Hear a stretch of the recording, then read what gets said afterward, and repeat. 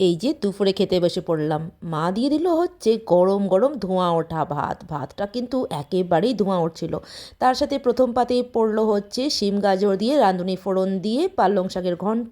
এটা হচ্ছে আমার দিদার রেসিপি। আর তারপরে দিয়ে দিল হচ্ছে মাছের তেল চচ্চড়ি, যেটাকে মা আলু বেগুন দিয়ে করেছিল। তার সাথে এখানে ছিল হচ্ছে রুই মাছ।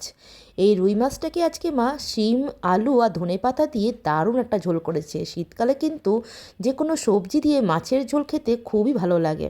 আজকে আমি মাছের মাথাটা একটু শখ করে নিয়েছি। সচরাচর আমি মাছের মাথা খাই না, তবু আজকে খেতে স্বাদ হলো তাই খেয়ে নিচ্ছি।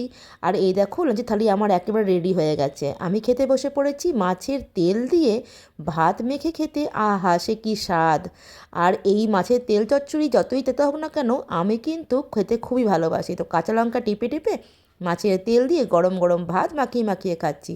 তোমাদের ভালো লাগলে চ্যানেলটাকে সাবস্ক্রাইব করে দিও কিন্তু।